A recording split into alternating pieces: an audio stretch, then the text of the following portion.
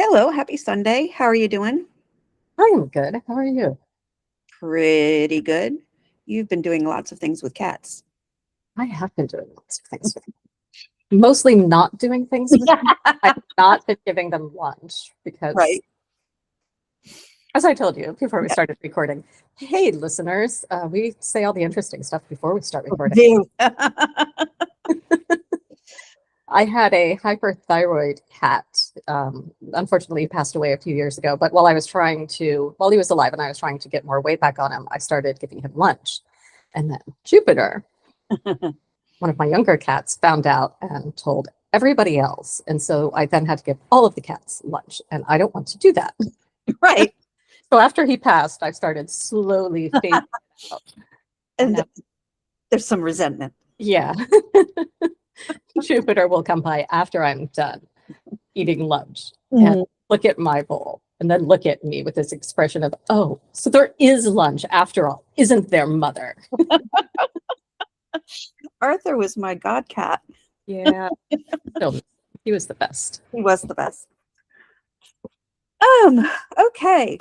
Well, welcome to Goodnight, Mr. Holmes, a podcast about the Granada Sherlock Holmes, which ran on ITV in the UK between 1984 and 1994 and ran on Masterpiece Mystery in the US around the same time. I'm Laura. And I'm Rachel. And today we're looking at episode 40 in the series called The Mazarin Stone. The story was first published in The Strand in October 1921. This episode is a mix of The Mazarin Stone and the Three Garridebs. Yep. I didn't write down the Three Garridebs, but it's sometime in the mid-1920s. I want to say 1924. Yeah, the Garridebs was the 1924. I did look that up. So due to Jeremy Brett's health, this episode does not really feature him. He was hospitalized for a number of things, both mental and physical at the time. So once Brett was recovered, Granada filmed a set of bookends to the episode where Holmes explains that he has to go away and then he returns again at the end. So we're left with Charles Gray as Mycroft to carry on with the deductions alongside Watson. And the author of Bending the Willow hates this episode. I thought it wasn't that bad. The merging of the two stories, they actually did pretty well. The ending is... Oh. is a thing. It's an ending, but the way the two stories come together, I thought was pretty graceful. I thought it was too. What little time David Stewart Davis devotes to it, all of 2 pages in the whole book, he only talks about what a train wreck it was. He hates Peter Hammond's directing, hates the fact that Brett isn't in it, and he makes it out to be an epic failure of an episode. And it's not could have been worse. Right. Yeah, it's definitely all of the previous season. It's definitely a little chaotic, and there's some confusing scenes, but yeah, we've definitely seen worse. So the episode opens with Holmes, who's dressed in his coat and holding his hat. He's languidly draped across his bed. He calls out to Watson, who's in the sitting room. Watson, what is the medical term for obsession? Which I think is obsession. Being obsessed with things. Watson takes a puff of his pipe and he leans into the frame of the shot. It's a little cute little thing. I feel, you see, that I must lay to rest a ghost which has haunted me for some time, Holmes says, and behind him there appear these images of mountains suggesting the Reichenbach Falls. You know, that thing that he didn't fall down. Right. He gets up from his bed as Watson comes into the doorway. I shall be away for several weeks in the Highlands, he says. And he pronounces it a little differently. He says, the Highlands. And I'm like, all right, is it Scotland or is it not? And meantime, your patients might be encouraged by seeing you more often in your consulting room. What about Baker Street, Watson asks. Post Restaurant, Diogenes Club, and the Irregulars, Holmes says. You know my methods. And he turns to Watson. The camera zooms in on his face. I shall be watching you. And he puts a forefinger above his eyebrows with my third eye. Which is a real thing, we realized. Yes, we kind of discovered recently. So from ScienceDaily.com, so I'm quoting bits here and there of an article that they have. Scientists have discovered that all vertebrates, including humans, trace their vision back to a single light-sensitive median eye. I did air quotes right there on this non-visual Yes, medium. Perched atop a worm-like ancestor's head. Humans share a surprisingly strange ancestor with all of the vertebrates. Obviously, you can tell I was copying and pasting little bits from there. New research. Okay, so it's like a tiny cyclops. Scientists from Lund University and the University of Sussex have been reporting this. According to their findings, there remains that original median eye today, but in a very different form. It has become the pineal gland, a small structure deep in the brain. Wow.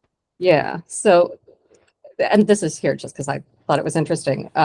This worm-like ancestor lived nearly 600 million years ago, spent most of its time in one place, feeding by filtering plankton from seawater. It retained this cluster of light-sensitive cells in the center of its head. Those cells gradually formed a simple sort of single eye that could detect light and darkness and animal sense orientation. And millions of years later, it evolved to become active again. And that shift created new pressure to develop better vision. So researchers believe that parts of the original median eye eventually gave way to the new paired eyes that were capable of forming images. They point out that this unusual evolutionary path helps explain why vertebrate eyes are built differently from those of other animals, like insects and squid. The retina developed from the brain in vertebrates, whereas the eyes of insects and squid originate in the skin on the sides of the head. Oh, wow. Oh, that's cool. Yeah. So the pineal gland is located roughly in the center of the brain. Among other things, as with the original median eye, it helps the brain sense light and is referred to in psychic circles as the third eye. And also in yoga, there's a practice called yoga nidra where you are actively using your third eye for visualization. So it's a whole yoga thing on top of it. So and it's not surprising. I mean, Holmes is kind of into some mysticism. Yeah, here and there. Yeah, when it's for obvious reasons. So the scene then shifts to the Whitehall Museum, which doesn't exist in real life. Whitehall is a street that connects a lot of government buildings and the cenotaph, but for the most part, it's a metonym for the UK government, the same way that DC is a metaphor for the US government. In this museum, there are lots of gemstones on display. Of particular interest is a large diamond called the Mazarin Stone, which gleams and glitters as the rest of the opening credits roll. And Peter Hammond really is very into facets. In the filming, the cinematography is like all facets. Yeah. To some are effective shots and some are confusing. Some are really not effective shots. And some are just cheesy. Yeah. So the camera switches angles. A man is observing the stone, and a security guard comes up behind him to tell him the museum's about to close. And then he says, 110 carats, sir. Bigger than the Hope diamond. Bigger than even the Koh-i-Noor. So, diamonds. The Hope diamond is a 45-carat blue diamond valued at $350 million. It has a long and storied history, possibly owned by George IV at one time, then acquired by a wealthy London banker named Thomas Hope. George IV had jewels came and went through him. He would procure them and then he'd have to sell them because he had tremendous debts.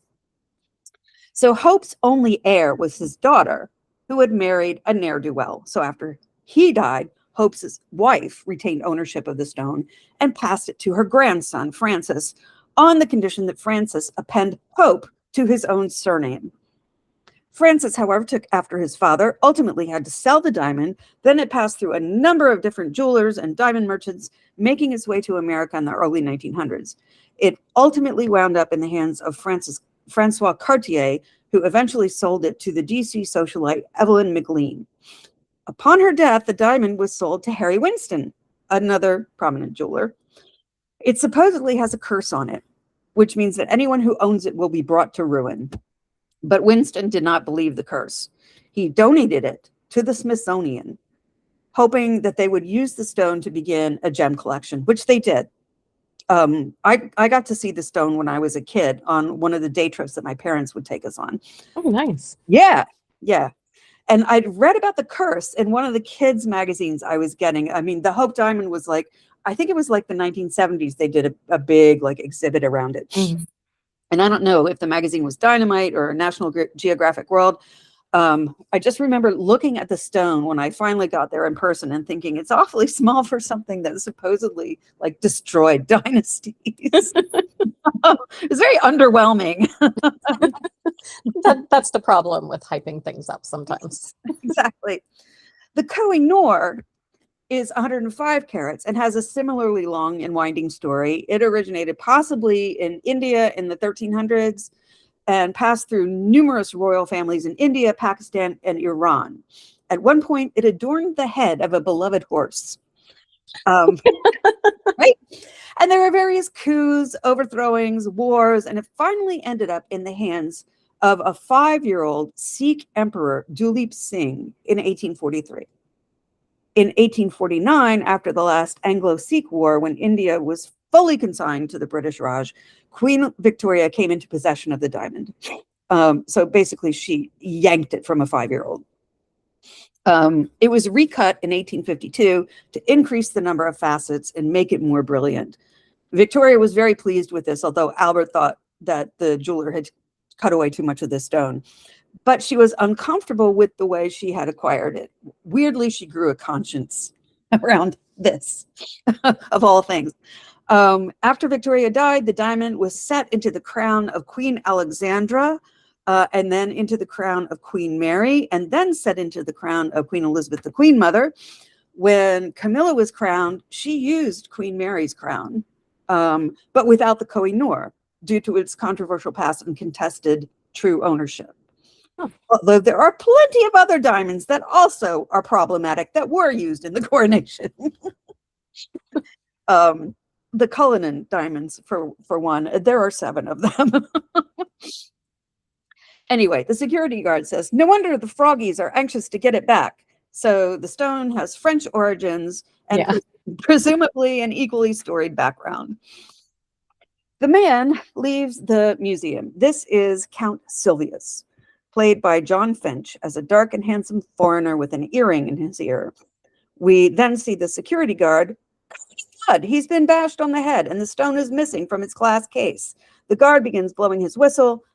This was all filmed at Manchester Town Hall, which was also the scene of the Russian uprising in the Golden Pince Nez. Oh, really? Yeah. At Watson's practice, a couple of old biddies come into his consulting room. They are Agnes and Emily Garrideb. And I recognize the actress playing Emily from a number of Miss Marple productions. She's I can see that. One of these character actresses who is in everything. This is my sister Agnes, Emily says to Watson. Do you not perceive a strong family resemblance between us? No. I know, yeah. It's the bone structure, Agnes helpfully points out. And yeah, they look nothing alike. Agnes is played by Phyllis Calvert, who was also in everything, and who married an actor who quit acting and became an antiquarian bookseller. Wow. Yeah. Peculiar to the Garridebs, Emily says, be they male or female, don't you know? And this is Emily, Agnes says. We're descended from good Anglo-Saxon stock. Ancient blood. No immigrants in our blood. Right. Courses through our veins, Emily says. And Watson is laughing. I'm relieved to hear it, he says, and he tells them to sit down. Did you say Garrideb? Doctor, I'm not in the habit of repeating myself, Emily says, as Agnes chimes in. Not in the habit of repeating herself. So, obviously with Agnes around, Emily doesn't have to. I just said that, Agnes dear, Emily grumbles. My sister's a little hard of hearing, don't you know? And the two of these, I just loved watching them. Yeah, they're actually quite fun. They're ridiculous. One of my university lecturers was called Garrideb, Watson says. He remembers you, Dr. Watson, says Agnes. You're related. He's our brother, Nathan, and the only reason for our presence here today. Watson sits down. He's ill, he says. Not inordinately, Emily says. Well, are either of you ladies ill? And then they start burbling, like I lost track. Yeah. My sister and I have followed a strict regime of clean, healthy living since we were young girls, Emily says. My father wouldn't allow it, Agnes adds. And we insist that all our gentlemen do the same, Emily says, as Watson, very clearly bored, consults his pocket watch. Yeah. How long before I can kick them out? And I've met biddies like this. They are hilarious, genuinely. Yeah. I will never be one of those. I'm going to be, one of these straight talking old ones without a filter, but I just love being around this kind of community. That'll probably be me too. Your gentlemen, he says. Our gentlemen, tenants, Dr. Watson, Agnes says. Oh, I see. You rent rooms, Watson says. Not to anybody, you understand, Emily says. My sister and I are most particular about who we have under our roof, Agnes says. I don't quite follow, Watson says, coming around his desk and leaning on it. If no one is ill, why do you come to see me? I'd have thought that was obvious, Doctor, Emily huffs. And together they say, we have a case for Mr. Sherlock Holmes. So why are you here? Yeah, the production does not answer that question. And the idea that they rent rooms, that kind of goes dark until the end of the episode. Yeah. We don't give this another thought. Meanwhile, Mycroft is snoring in his club chair at the Diogenes, also filmed at Manchester Town Hall. A gentleman stalks in and bellows his name. Mycroft sits up. Cantlemere, he says, we don't often see you here at the Diogenes. Cantlemere is played by James Villers, who had an extensive West End career and was descended from the prominent Villers family. George Villers, the Duke of Buckingham, was the favorite of King James IV and First, possibly his lover. James, the actor, is descended from the Earls of Clarendon and frequently drew upon his past and upbringing to play aristocratic villains. And he went to Eton with Jeremy Brett, who was disappointed not to be able to act with him in this episode. Yeah, jeez. Yeah, so he's posh. Have you spoken to your brother as requested? Cantlemere says. No, Mycroft says, unsuccessfully stifling a yawn. Well, I don't need to remind you from whence the request came. It is the Prime Minister's personal wish that your brother should employ his detective skills, find the Mazarin diamond, return it to Whitehall without delay, Cantlemere says, sitting down across from Mycroft. I kept waiting for them to be expelled from the Diogenes Club for talking. For talking! Thank you. And Cantlemere shouts. Yeah. I'm rather afraid that Sherlock's unavailable at the present time, Mycroft says. Unavailable, Castlemere says. Inconvenient, I know, but he's engaged in another case up in the Highlands. The real Highlands. He doesn't expect to be back for about a week. Not good enough, Mycroft, Castlemere scolds. You must really try to keep your brother on a shorter leash. Do you know the history of the Mazarin diamond? Yes, of course I do, Mycroft says. And he picks up a scotch glass, which is cut with dozens of facets around the base. And the light is glinting off these facets as he expositorily tells us what the Mazarin Stone is. It was named after Cardinal Jules Mazarin, a chief minister during the reign of Louis XIV. It now belongs to Her Majesty the Queen. So this story, even though it was published in the 1920s, takes place during Queen Victoria's reign. I was confused at first. I thought that this was Queen Alexandra's diamond, but no, we learn later it's not. Yes, but it is soon to be returned to France, where it belongs, as a goodwill gesture on the part of the British people, and I think you'll agree that such a gesture can only help cement the relationship between our two countries, Castlemere says, as if the British would ever give up anything precious. There was a joke on Saturday Night Live last night where Michael Che said he was surprised that King Charles didn't take Montdani back to England with him because the British could never turn down a precious Indian. I was like, that's perfect. There's that joke, why are the pyramids in Egypt? Because they wouldn't fit inside the British Museum. And there's a great meme of a couple of British guys outside the Tower of Pisa, and they look like they're stuffing the tower into the backpack of one of them. We're going to take this home to the British Museum. And to go back on our word now, Mycroft says, could spell diplomatic disaster. The Prime Minister has asked that your brother investigate this case, and Mr. Holmes has never, ever let him down, Castlemere says. My dear Horatio, there's some Shakespeare. If Sherlock were here, I'm sure he'd be more than delighted to assist, but he's not here, you see, so he can't. Mycroft smiles. And Charles Grey, his smile, like splits his face in half. There's so many close-ups of Charles Grey's face in this episode that I eventually started finding it disturbing. But I could. Illuminate me. Back at Watson's practice, the Garridebs sisters continue with their tale. He came to the house yesterday, Emily is saying. Who did? The American, Agnes says, as if Watson should know this. An American came to your house to visit your brother and offered him a large sum of money, Watson says. $5 million, the women say together. $5 million, Watson says, incredulous. $15 million to be divided among 3 people, Emily says. So $5 million in 1921. Oops. iPad just reset. Oh, no. Okay. $5 million in 1921 is $92,238,268 today. Oh, my God. Which makes this ridiculous. Yes. So $15 million to be divided among 3 people. With the same name, Agnes says, Garrideb. But only male Garridebs can share the fortune, Emily says. Like my brother, Agnes says. They don't seem too bent out of shape about this. I would be. Yeah. And the American, Emily says, it's as plain as a pikestaff, doctor. There's a knock at the door. The Garrideb sisters are irritated, and they glare at the nurse who enters the room holding up her watch. He's not a real Garrideb at all, Emily says. He says he is, but we know otherwise, don't we, Emily? Says Agnes. You do? How? Bone structure, Agnes says. He simply doesn't have it, Emily says. Of course, Watson says, bone structure.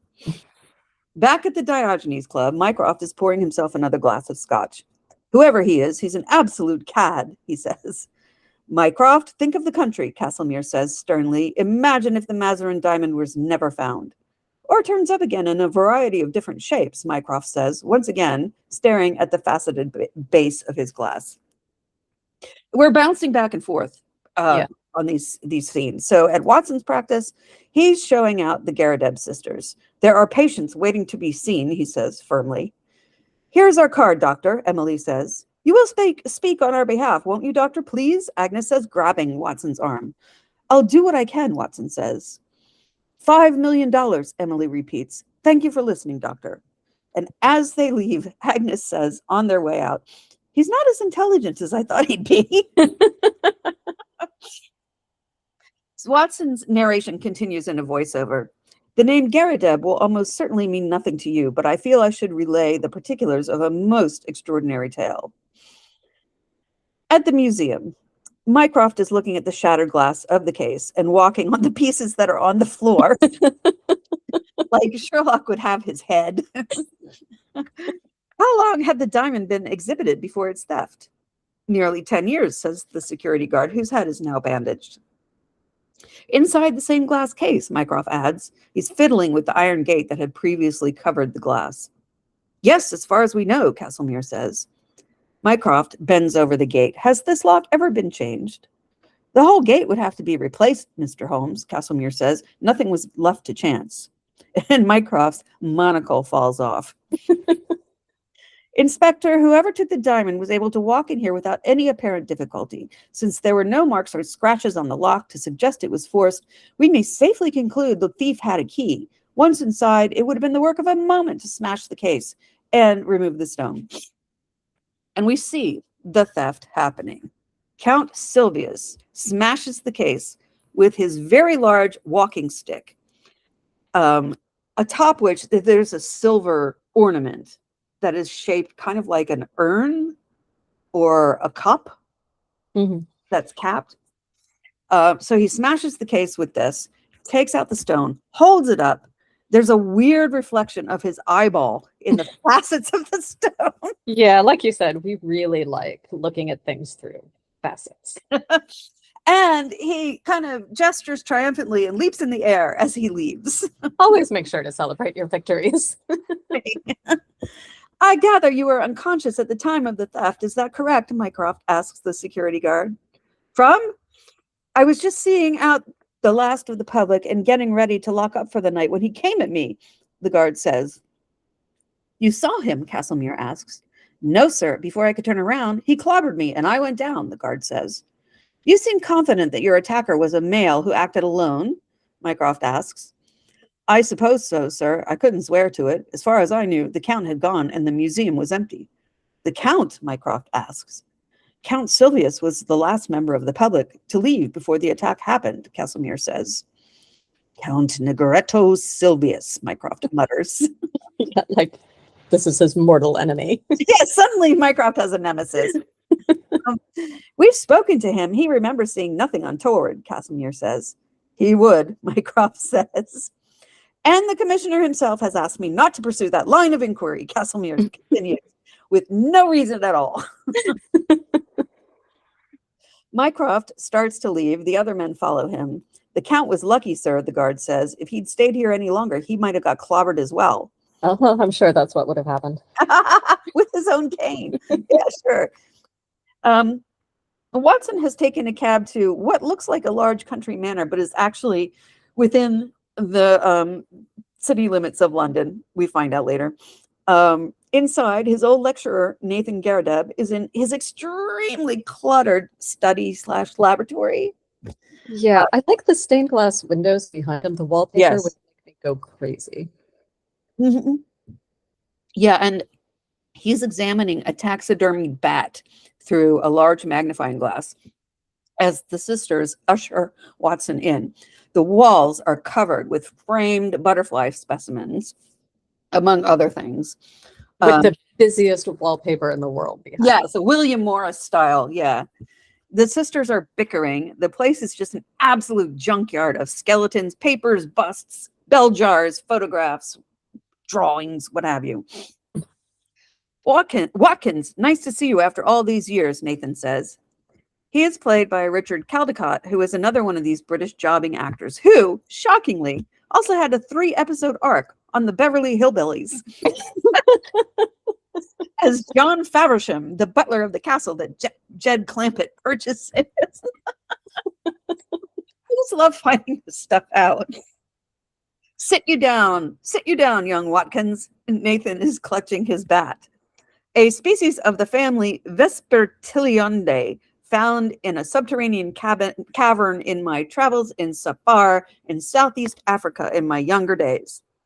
There is no Safar. Don't get out much these days anymore. Hands and legs aren't what they were. Nathan, Dr. Watson is acting for Mr. Sherlock Holmes. He's come to talk about the other Mr. Garrideb, not your hands and legs, Emily says. Him, what the American told us, Agnes says. So they keep him in line. I get the feeling. Yeah. Yep. Our visitor started by explaining that anyone from Kansas in the United States of America would recognize the name Alexander Hamilton Garrideb, Nathan says. And then we're in a flashback, also in Nathan's study. He had no kith nor kin, John Garrideb is saying. He's played by an actor called Gavin O'Herlihy, who is also in Willow, in Lonesome Dove, and season 1 of Happy Days as Richie's older brother, Chuck. Wow. Who was eventually played by 3 different actors before being written out of the series entirely. Never to be mentioned again. So he's American. But he took a kind of pride in the queerness of the name, and that's what brought us together. One day, I had a visit from the old man. He was tickled to death to find someone else with the same name and dead set on finding out if there were any other Garridebs in the world. So he asked me to find him another. And John sits down in an armchair opposite Nathan. I said I was a busy man and couldn't spend my life hiking around the world in search of other Garridebs. But when he died about a year later, he left behind the queerest will ever filed in the state of Kansas. His property was to be divided into 3 parts, of which I was to have one on condition that I found 2 Garridebs who would share the remainder. $5 million each if it's a cent. So all he really needs to do is get married and have a couple of sons. You would think. Of course, they couldn't genetically engineer sons the way they can these days. John leans in as Nathan, in shock, leans back. Nathan's like got dollar signs in his eyes. But we can't lay a finger on it until we all 3 stand in a row, John says. Don't believe a word of it, Agnes says to Emily, who shakes her head. There isn't one in the whole of the United States, John says. I went through with a fine-tooth comb and never a Garrideb could I catch. Then I Sure you did. United States is kind of large. Very large, and they didn't have the internet back then. Right. Then I decided to try the old country, and sure enough, there was your name in the London telephone directory. And that's how we know that the house is in London. John gets up into Nathan's face, whispering, 3 adult men, sir. That's what it specified in Alexander Hamilton Garrideb's will. 2 down, 1 to go. $5 million. Hallelujah. Unparalleled good fortune, Nathan says. Back in the present, Nathan is saying, female relatives are disqualified. Surely there must be some other Garridebs in the world. What do you think? Do you believe this man's story, Mr. Garrideb? Watson asks. Without a doubt. He had an honest face. Oh, really? Emily interjects. The man's a rogue, Agnes says. Your sisters seem inclined to believe otherwise, Watson says. Emily and Agnes are inclined to read too much romantic fiction, Nathan says, inclined to find shadows where there should only be light. Nonsense, Agnes says. Watson stands up. Well, thank you for explaining, Mr. Garrideb. It's been a great pleasure to see you again, sir. And he turns to the sisters as he's leaving. May I have a word, ladies? Nathan, you silly old, Agnes says, and they go out into the hallway. Well, you just have to draw your own conclusions, Emily says. If this American Garrideb is a rogue, then you may have already seen the last of him, Watson says, but please let me know if there are any further developments. Oh, we shall, the sisters say together. Goodbye, sir, Watson calls out to Nathan. Good day to you then, young Watkins, Nathan calls back. Poppycock and balderdash, he mutters to himself. Just think what I could do with $5 million. I've got the nucleus of a national collection. I shall be the Hans Sloane of my age. And he starts singing as he looks into a microscope. Hans Sloane was an Irish naturalist whose collection of 71,000 items formed the basis for collections at the British Museum, the British Library, and the Natural History Museum in London. But he's not without controversy because of his Ulster Scots background and the fact that his family had been heavily involved in the plantation of Antrim and Down. His bust was removed from the British Museum in 2020. Oh. Yeah. Along with a lot of the whole Black Lives Matter. And even though they're different plantations, they were equally exploitative. Yeah. And so much land theft. Yep. In a garden, a man is loading a rather ancient-looking pistol and firing it at small ceramic statuettes. Mycroft is shown in by a maid, and he introduces himself to Count Silvius. Well, first the police and now you. Have you come to find where I'm hiding the Mazarin Stone? Silvius reloads his weapon. He's got a crystal decanter of port on a table next to him. And I was like, yeah, always drink and fire guns. Yeah. I didn't expect a confession, Count, Mycroft says. Then you won't be disappointed, the Count says. He gestures at the other pistol in the case. Please, if you wish. Mycroft grunts and reaches for it. Be careful, it's a hair trigger, Silvius cautions. The camera pans away a bit and we see his walking stick. And yeah, it's got that ornate silver cap shaped like a chalice or an urn with a lid. Mycroft picks up the gun as Silvius shoots another ceramic figure. They were a gift, Silvius says, from the Princess of Wales. So this would have been Princess Alexandra, married to... Well, and not in 1921, though. No, but that's the thing. That's why this story takes place earlier. Okay. Yeah, and it comes up because she's actually mentioned. Okay. Yeah. So she was married to Prince Edward, who would go on to become Edward VII. And yes, again, her coronation crown contained the Koh-i-Noor. Such workmanship, Mycroft says, examining the pistol he's holding. A beautiful thing fits strangely in the wrong hand.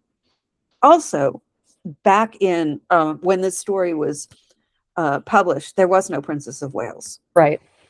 Because Edward the Eighth was the Prince of Wales. Yeah, and he wasn't married at the time. Right. And even if he had been, she would never have been the Princess of Wales.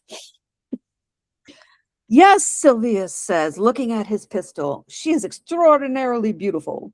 She, Mycroft says. The diamond, Silvius says, and the music rises in a level of tension.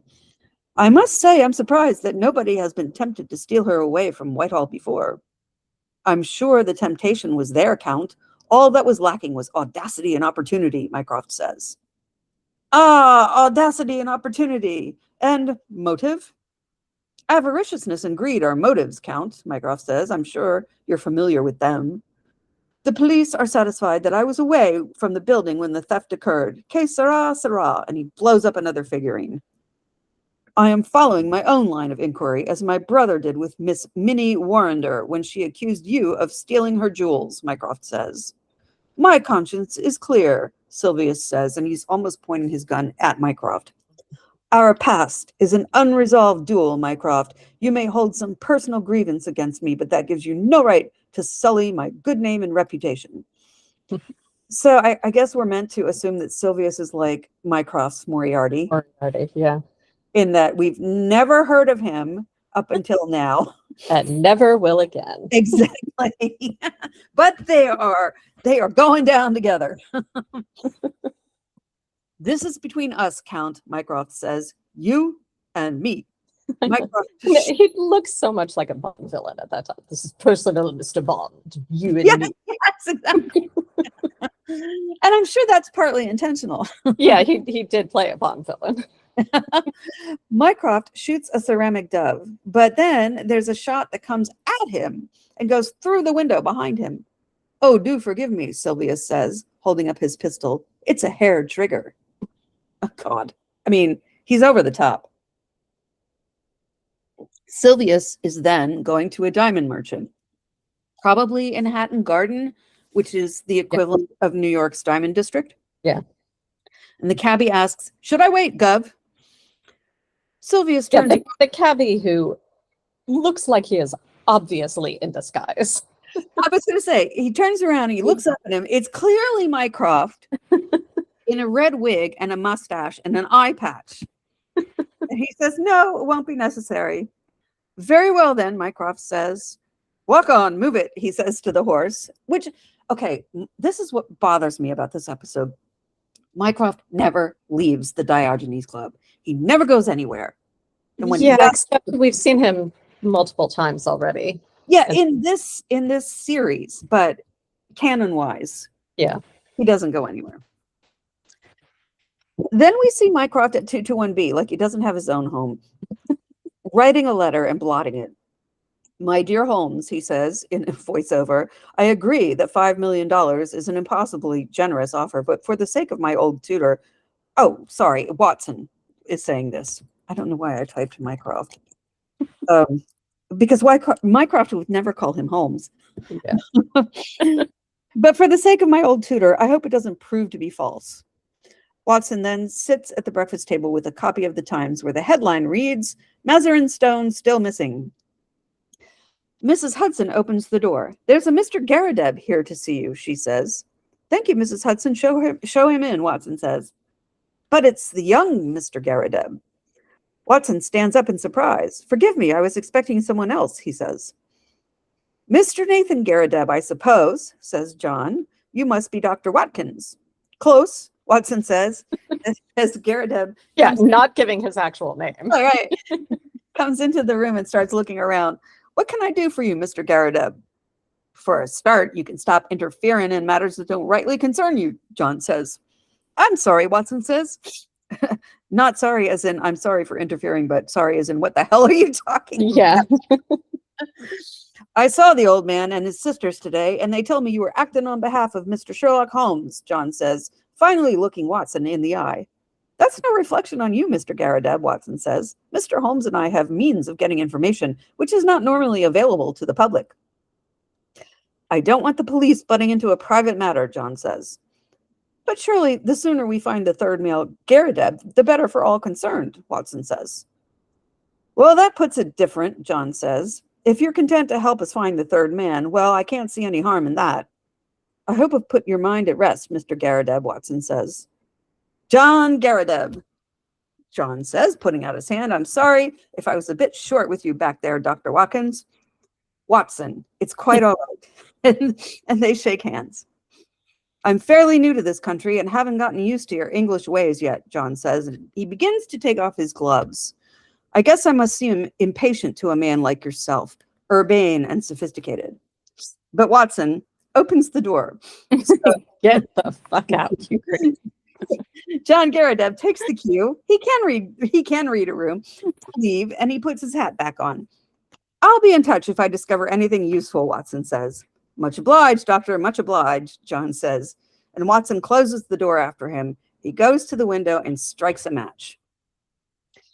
John Garrideb, he's saying in a voiceover, has an English coat, frayed at the elbow and trousers bagged at the knees with at least a year's wear.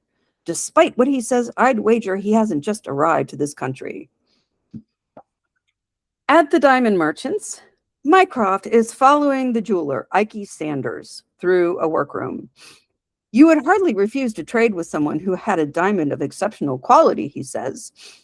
There are a lot of workers in skull caps cutting a variety of gemstones, so it's presented as a Jewish business, which in New York, it's the same thing. Yeah. This is from dcjewelry.com.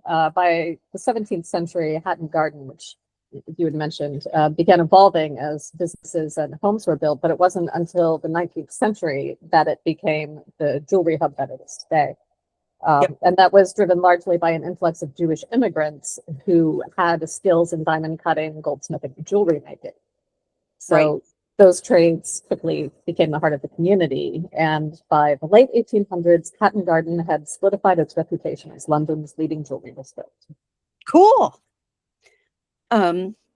In New York, it's basically the same situation. I remember going to the Diamond District to get my wedding ring, which is just a gold band. And yeah, this was back in 1989. And it was all, Orthodox Jewish businesses. Increasingly now, though, it's also South Asian. Really? Yeah, which is a major plot point in Ocean's 8, where what's her name? Mindy, the actress. Mindy, oh God, I can't remember her name. South Asian, huge deal. Let me find out real quick. Mindy Kaling played the daughter of a jewelry dealer in the Diamond District, and she was responsible for taking the necklace they stole and dividing it all up. Interesting. Yeah, there's a huge South Asian element in there now. That depends, Mr. Mycroft, Sanders says. On what? Mycroft asks. The provenance of the diamond, of course, and its legality, even if it were brought to you by a respectable member of society. Her Majesty could offer me the crown jewels, Sanders says, and I'd still refuse to do business with her. Strange to think that pieces of crystallized carbon can be the cause of such great human happiness and tragedy, Mycroft says. And he wouldn't be the first or last to observe that. And I was just like, oh, thank heavens for lab-grown gemstones. Yes. Are driving down the price of all of this shit. Yep. And the elite who still want mined ones because the blood Human suffering is the point. The blood makes it more authentic. Yeah. Some things are better said in private, Mr. Mycroft, Sanders says as they enter his office, and he pours Mycroft a drink. You do understand. I think we understand each other, Mycroft says. You have a reputable business. You can't afford to make mistakes. L'chaim, says Sanders, toasting Mycroft. You are it's the Hebrew word that means to life. To life. And it is it's a toast. Yeah, it's a toast. You were offered a diamond, Mycroft says. Yes, I was interested, of course. He was willing to pay a lot of money.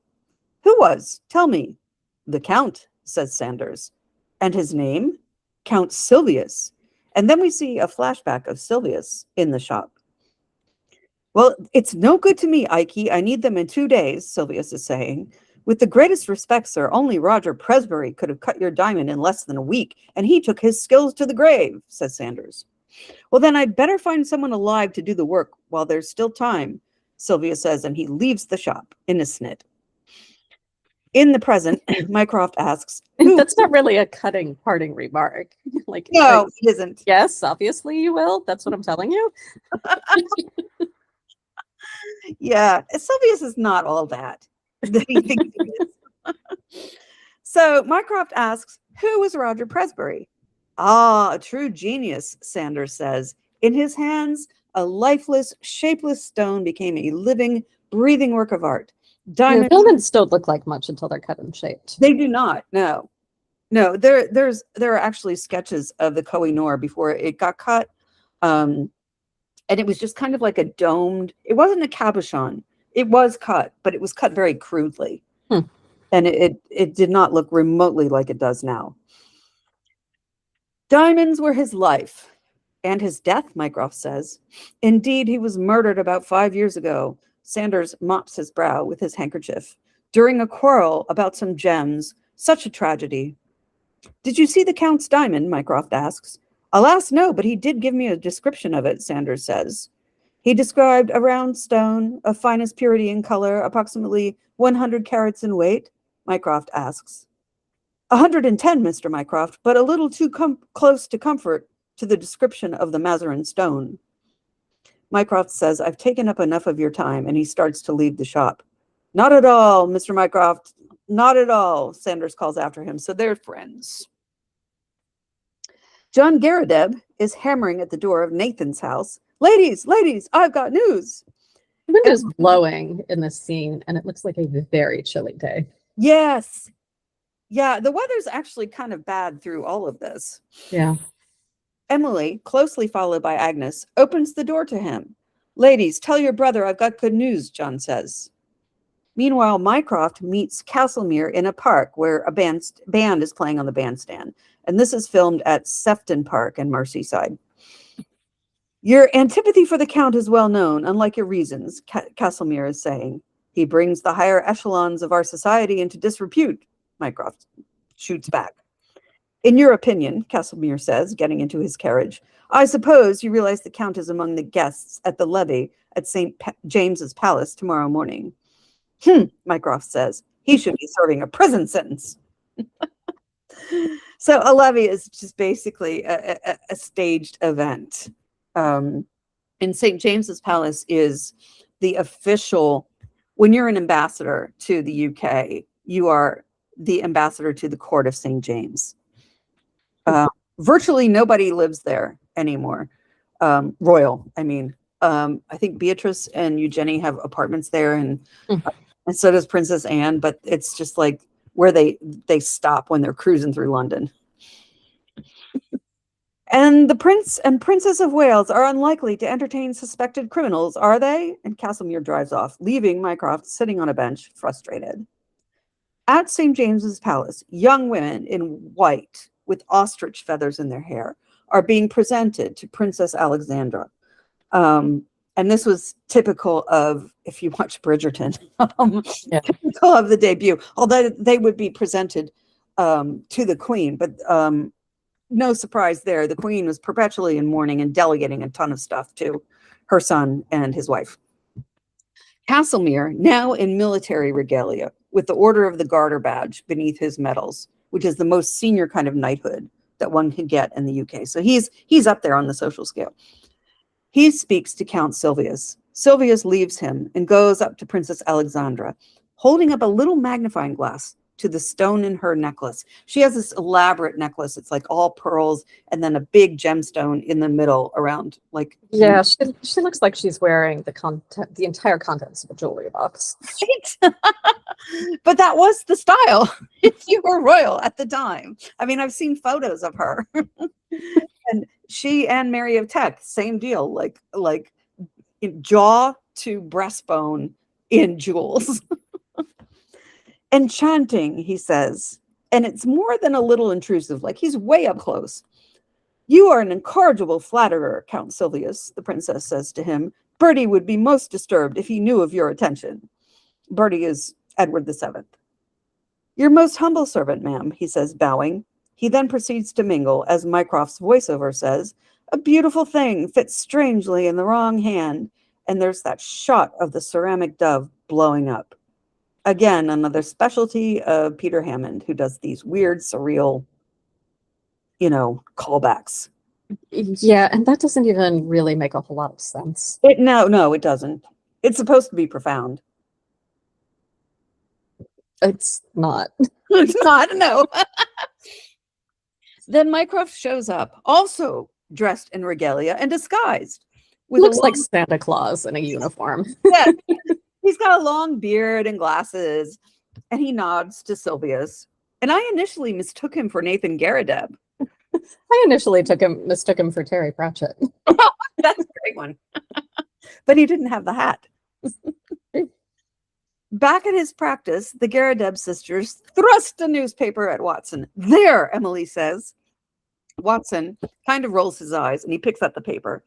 Howard Garrideb, constructor of agriculture machinery, he reads. It's an advertisement for all the types of machines he produces, and Watson reads through this. Binders, reapers, steam and hand plows, drills, harrows, farmers' carts, buckboards, and all other appliances, estimates for artesian wells, applied, Grosvenor Buildings, Aston. And he looks up at the sisters. John, Nathan, and now Howard, the third Garrideb. Read the advertisement again, doctor, and notice the spelling, Agnes says. Watson does. Steam and hand plows, he says. How do you spell plows? Agnes asks eagerly. Plows. It's American spelling, Watson notes. It could be a printer's error.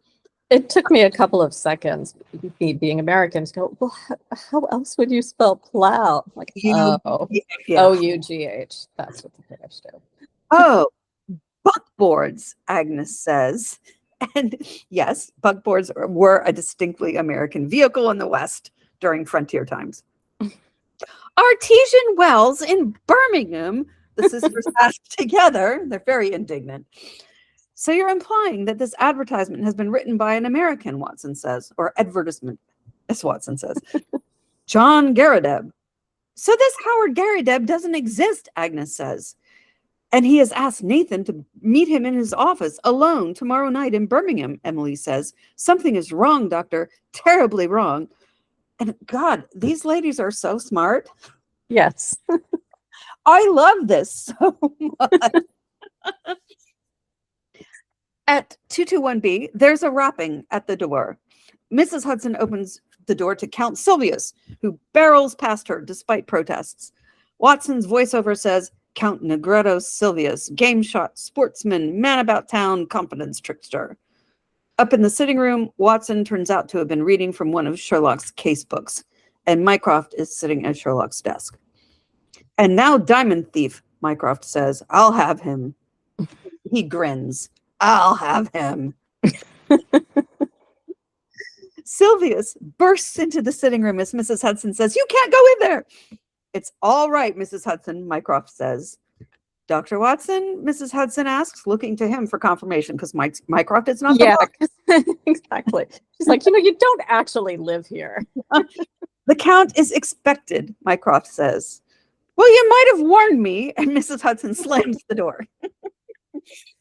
You lived here, your rent would be going up. Well, I was going to say she can't raise the rent because it's Mycroft.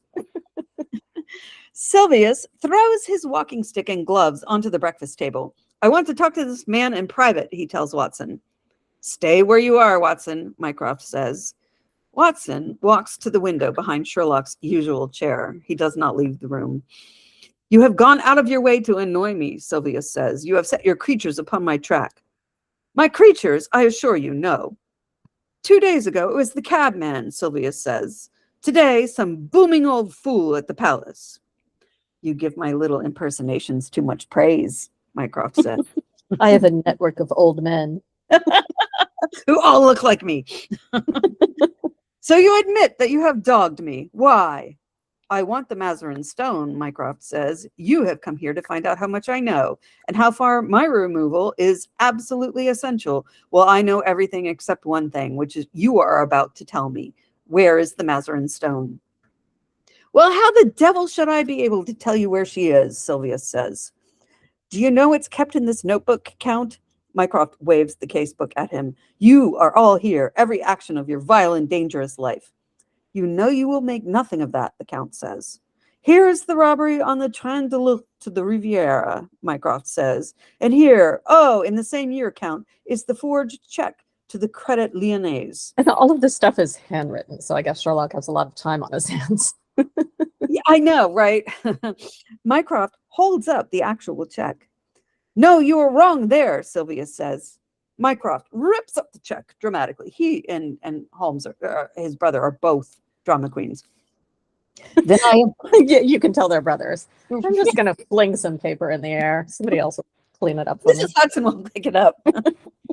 Then I am right on the others. He stands up. Now, Count, you are a card player. When the other fellow has all the trumps, it saves time to put down one's hand. And then Mycroft sits down at the breakfast table that Watson has vacated. What has all of this to do with the Mazarin Stone? Sylvius asks. Mycroft smiles. I have the cabbie who took you to Whitehall and brought you away again. I have the attendant who saw you looking at the jewel case. I have the jeweler who refused to cut the stone up. That's the hand I pledge on. But one card is missing, Queen of Diamonds. Sylvius picks up his walking stick and gloves. You're wasting time if you believe I have her. Continue to dog me if it amuses you. Don't amuse me. But remember, hair trigger, reminding Mycroft of the shot he fired in the garden. How could he hope to dispose of it, Watson asks, after Sylvius leaves. The jeweler said it would take weeks to cut up the stone, Mycroft says. Only a man called Presbury could do it in less time, and he's dead. Mycroft pulls out a cigarette. Watson gives him a light. But the man who killed him may still be alive. What did he mean by hair trigger? Watson asks. So are you assuming that the man who killed the one guy who could cut up the stone also has the skill to cut up the stone? That was just a very odd exchange. Exactly. Yep. There's a lot of, I want to call them continuity issues. Yeah. Here. Yeah. So Watson says, what did he mean by hair trigger? He means I won't die in my bed, Mycroft tells him. At Sanders's shop, the workers are being attacked. Glass is being broken all over the place. Sanders himself is coshed over the head. Diamonds scatter everywhere. They're for some reason just hammering straight onto the tables. Like what? Yes. Why? Right. What are you hoping to accomplish here?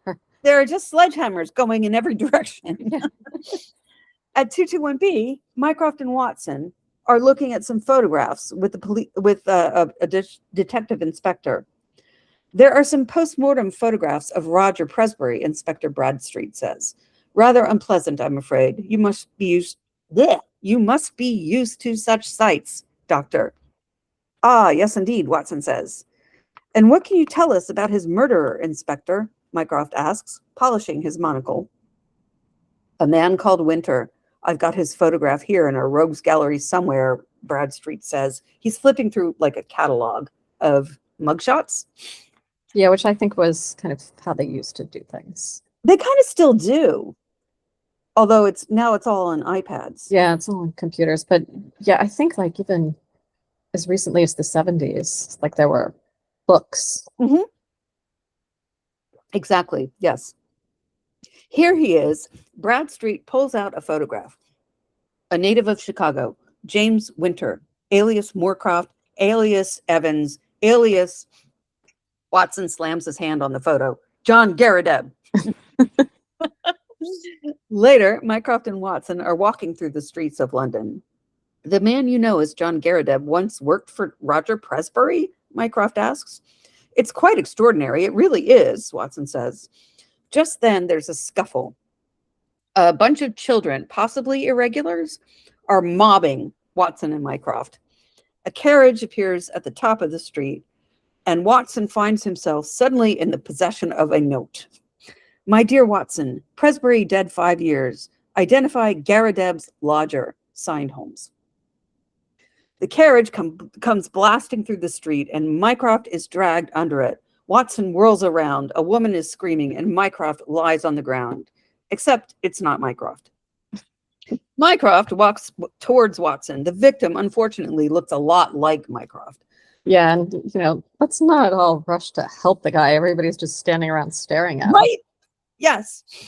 My God, I thought it was you, Watson says, staring at the man on the ground. He's the doctor. Don't you have any brandy or something you could give him? Yes, exactly. This is proof, Mycroft says. He feels my boot very close to his backside. From a nearby balcony, Count Silvius looks angry and he ducks away. At 221B, Mrs. Hudson is serving tea to the Garridebs sisters and Watson, while Mycroft sits again at Sherlock's desk. It must be very wearisome for you trying to keep this place tidy, Mrs. Hudson, Emily says. Watson's eyes roll heavenward. My sister and I are quite used to clutter. It seems this John Garrideb is an imposter. His name is Winter. I told you, Emily, I didn't like his eyes. Agnes says.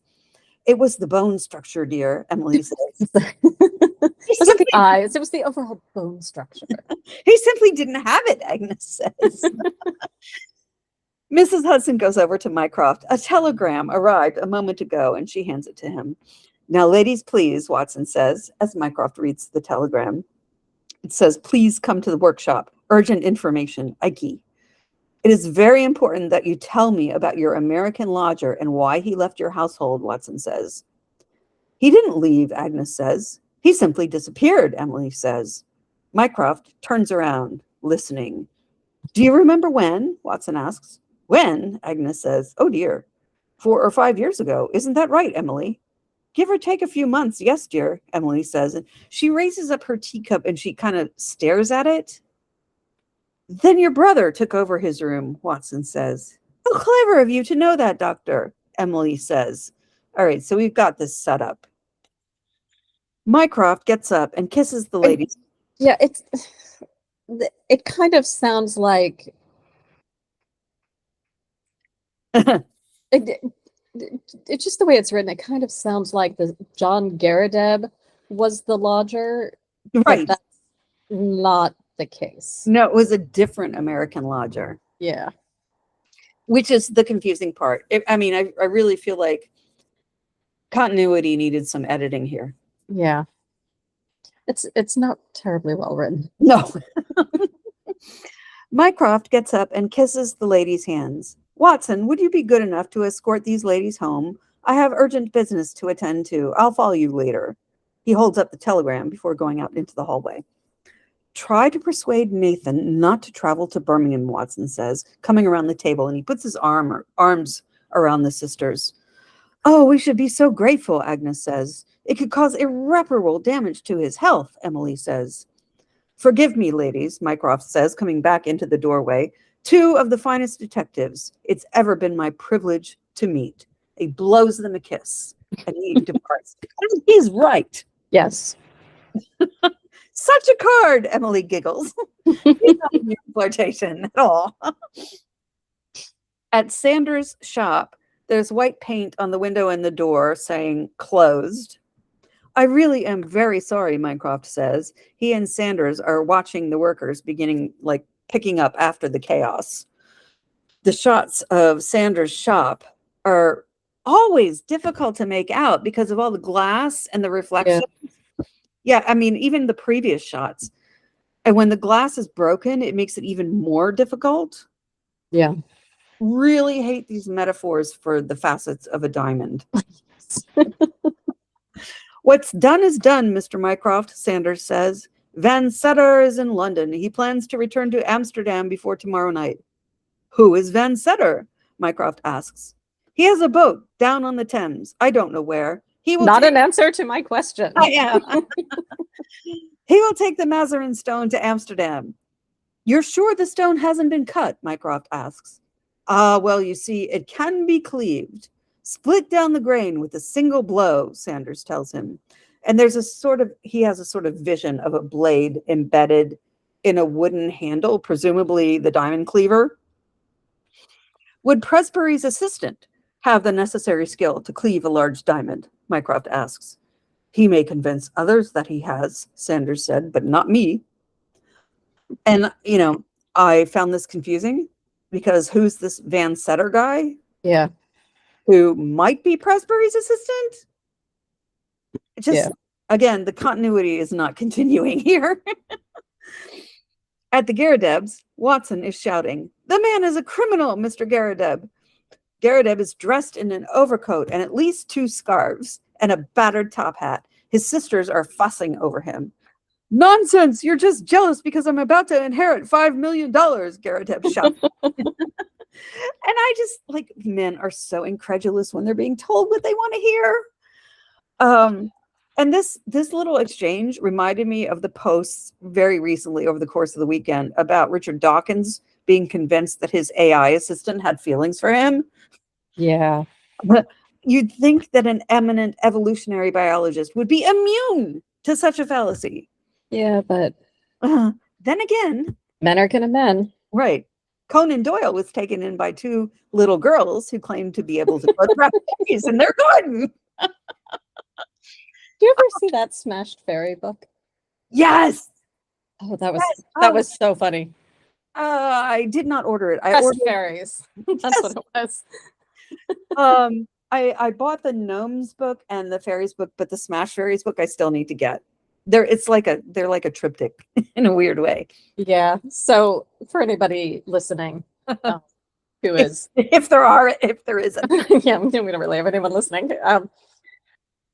For any future listeners who might someday come upon this, the Pressed Fairies book, like you would press flowers between the pages of a book, and they have this pressed flower. So the Pressed Fairies book is just, what if fairies were real, and little kids went around smashing them between books. Yes. Like flowers. Yes, it was called Lady Coddington's Pressed Fairy Book. It's very funny. Yeah, it is. And the fairies themselves in the Conan Doyle episode were called the Cottonleaf Fairies. So anyway, the 4 of them move as a group towards the waiting carriage. The sisters are burbling worriedly. "Get out of my way, young Watkins," Garrideb shouts. "Unless you wish to be trampled underfoot. When I return tomorrow, I shall be a wealthy man." He shouts up to the cabbie, "Euston!" Euston Station was the London terminus for the rail line that goes up to Birmingham. Yeah. Later that night, in Nathan's study, the sisters are commenting that they need to be getting to bed. "There are plenty of spare beds if you wish to sleep, Doctor," Agnes says, packing up her knitting. "Oh, please, I'll just stay there," Watson says, gesturing at the sofa that sits between the sisters. "Well, there are plenty of cushions," Emily says. She begins fussing, and Watson catches sight of Mycroft in the study window. "Please don't let me keep you awake," Watson says, as Mycroft gestures at him to stay quiet. "I'll just draw the curtains for you, Doctor," Emily says, but Watson stops her. "You will help yourself to tea and cake, won't you, Doctor?" Agnes says. "Or there's a little sherry if you'd prefer," Emily says. "In fact, I might just..." But Agnes grabs her hand. "Come along, Emily, dear." I love these 2. I know. Agnes leads her out of the room. Emily looks very sad she's being denied her sherry. Once the women are out of the room, Watson goes to the window and lets Mycroft in. Again, it's raining and blowing out. It's bad weather. But Mycroft seems none the worse for wear. He looks around at the taxidermy, the skeletons, and the chaos that is Nathan's study. "What an extraordinary room," Mycroft says. Quite bonkers, yes. "I'm afraid Mr. Garrideb is on his way to Birmingham," Watson tells him. "Oh, that is excellent," Mycroft says. Up in the sisters' room, where they share a large bed, Emily has somehow managed to score some sherry anyway. She is sipping it, reading a book, as Agnes slides down under the covers, but she pops her head up to look disapprovingly at Emily. who takes another swig of sherry and ignores her. So all of their song and dance about how healthy they are and what clean living. Also, how many rooms they have, and they're sharing a bed. Yeah. Well, it might be cold. You know, it's hard to heat a house like that. And if you're sleeping together, you're warm. Okay. Yeah, well, yeah, you could also have a hot water bottle. Anyway, resigned, Agnes puts her head back on her pillow and closes her eyes. Downstairs, Mycroft continues looking around Nathan's study. This is much more serious than I thought, Watson. You may need this. He hands Watson a pistol. Douse the candles, Watson. Mycroft looks across the room. Is that sherry? Yes, Watson says, extinguishing the candles. Upstairs, Emily has finished her sherry and she is out cold, snoring in a ladylike way. Outside, a man is approaching the house. Watson motions Mycroft to move behind a large screen in the study. I fully expected Mycroft to be asleep at that point. I know, I did too. John Garrideb, aka Winter, opens the door and comes in. A tremendous flock of pigeons then flies up at him, seemingly out of nowhere. And honestly, I do not know where those birds came from. I think I wiped all of that out of my head. They're just there, and then they're in his face. Yeah. Winter lights a lamp. Undeterred, he moves Nathan's desk away from the wall, rolls back the carpet, and finds a trapdoor. Opening it, he descends with his lamp, looking around. It's a secret room. It looks like an abandoned basement. Winter finds an object. It's the diamond cleaver that we saw when Sanders was talking about Van Setter. Watson and Mycroft have quietly snuck to the top of the stairs, watching Winter. Watson has the pistol drawn. James Winter, I presume, Mycroft says. Winter. So, what Yeah. was he doing here? What was he after? I think he was after the cleaver. Really? That All of this for a diamond cleaver? Presbury's special tool. Wait until they're in bed and sneak in like you did just. I know. What's this whole Garrideb thing? It makes no sense. And that's part of, I think, where if you look too hard, the episode could fall apart. Yeah. And in the original story, there was some, I don't know, treasure or something. Oh, I get into this later. Okay. There's the counterfeiter. Yeah. So there was a semi-legitimate reason for all of this, but I don't what are you doing here? Exactly. No, yeah. This is the part of the episode where things just really begin to we're really start to fall apart. Right. So Winter hurls the cleaver just as Watson shoots.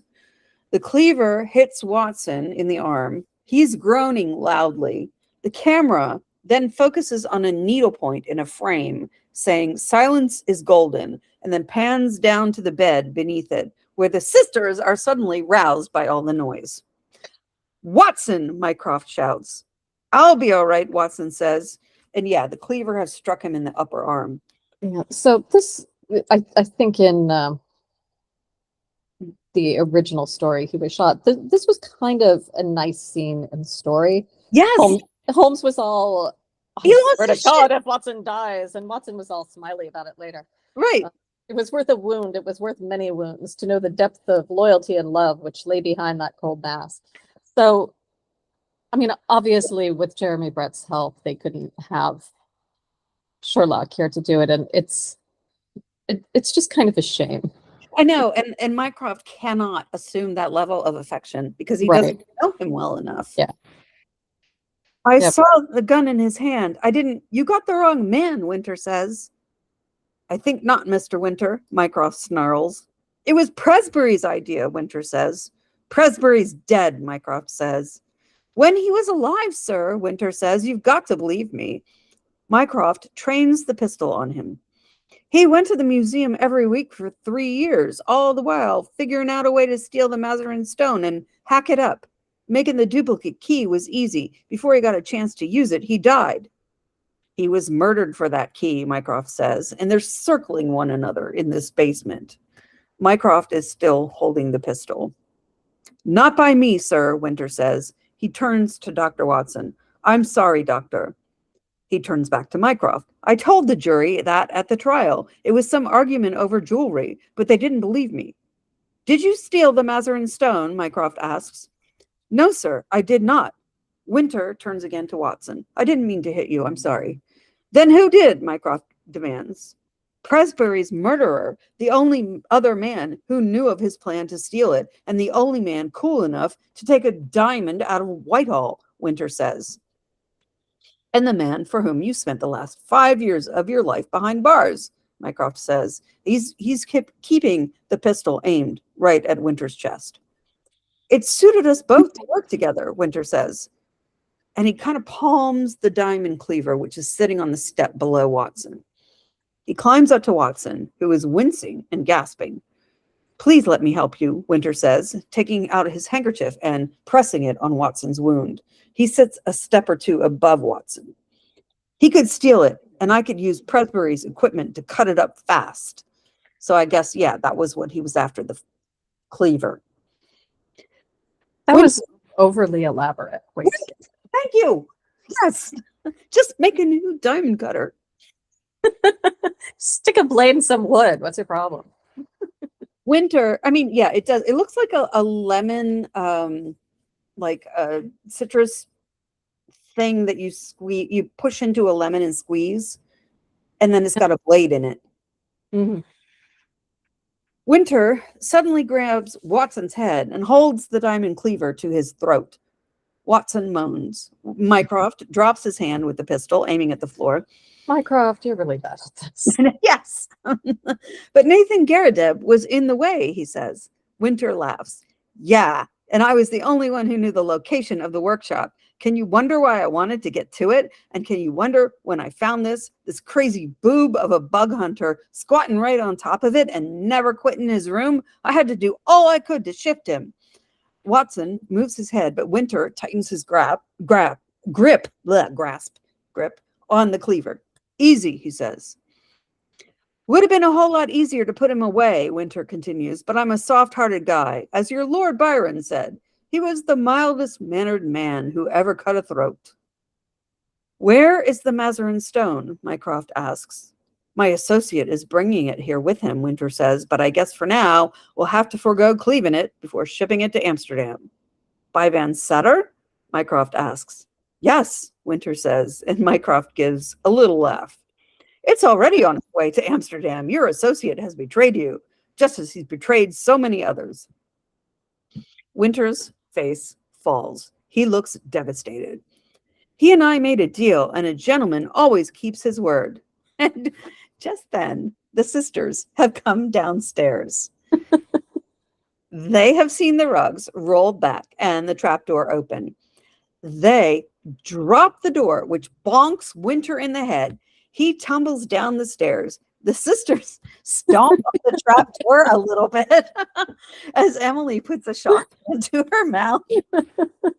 Like so triumphant.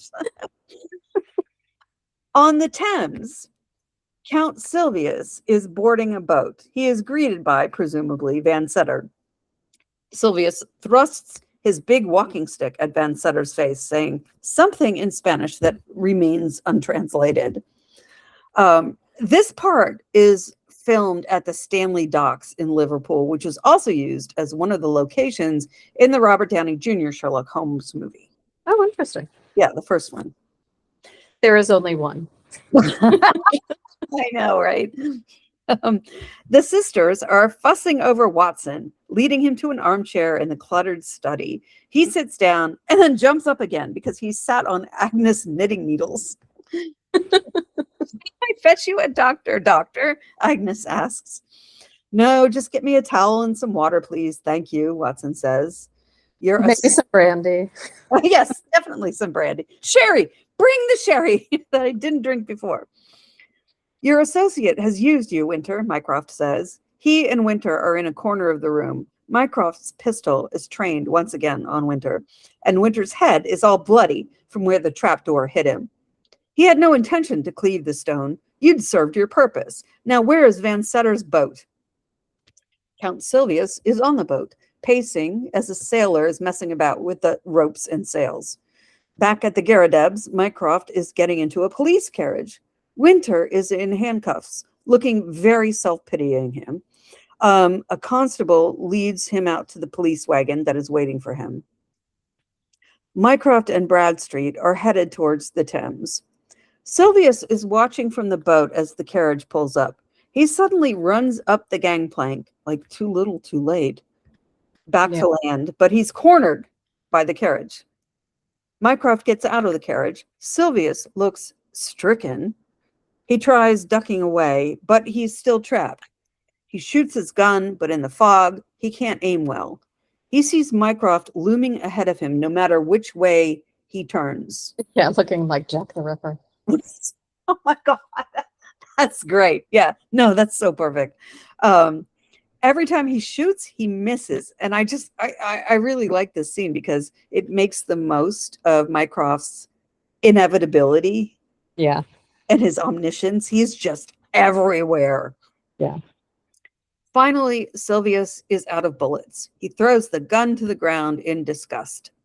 Mycroft keeps drawing near. Silvius backs up and falls over a ledge to the muddy banks of the Thames, dropping his huge walking stick. He attempts to stand up and the police grab him. And also just his demeanor. He's like, oh no, I failed as soon as he lands. Like, oh no, mud. I know. My one weakness. I'm like, you gave up too soon. Why can't you run? Exactly. And there are these shots of the diamond in the dirt, but those are fake because Mycroft picks up the walking stick, unscrews the top, and pops out the Mazarin Stone. Yes. Like, what's up with the diamond in the dirt? Yeah. Okay.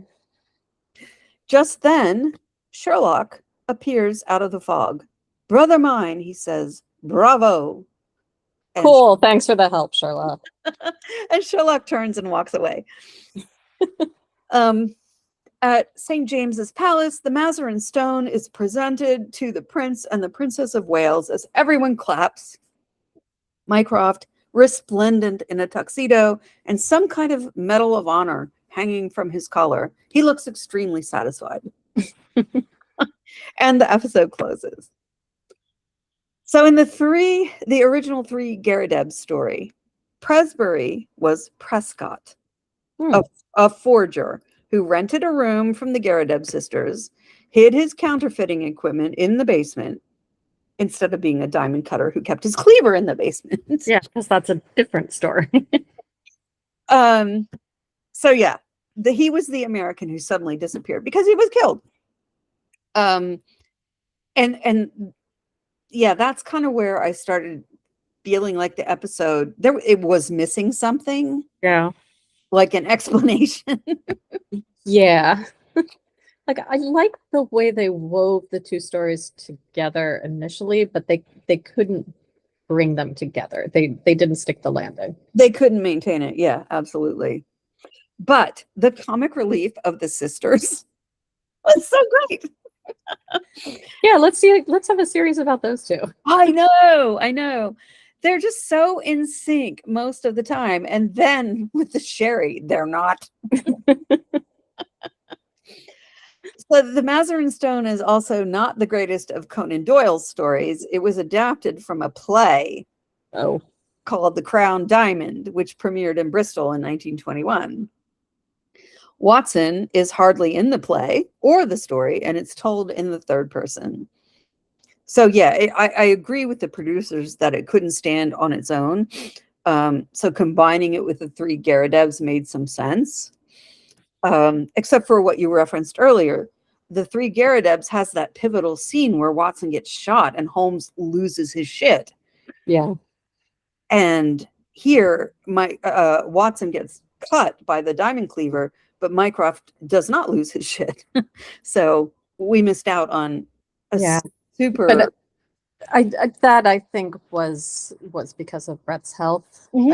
I think if Brett had been healthy, it would have been absolutely Mycroft. Yeah, and we might have had that scene. Right. Yep. Yeah. So, a lot to say about this episode. Wow, we're 90 minutes in. I mean, we're almost at the end. Yeah. So, I mean, I think we've pretty much given our opinions about it. yeah. I'm at the end of the series. Oh, yeah. We have, I think, one more. Two more. I think. Hold on. Let me check real quick. This is memoirs, right? Memoirs of Yeah, Sherlock. memoirs. The next one is the last, I think. There's only 6 episodes this season. Oh, hang on. Yeah, I'm looking it up. Yeah, there are only 6 episodes. So This was the 5th. yeah. Okay. So yeah, the next episode is The last. oh, Kieran Hines is in it. Oh, really? Yes. Oh, I'm looking forward to that. I like Kieran Hines. I love him. You know, his daughter was in Dairy Girls. Oh, really? She was the Asian student. He married a Vietnamese woman. Oh, I did not know that. Yes, and so she's Asian with an Irish accent. It's so cute. Anyway,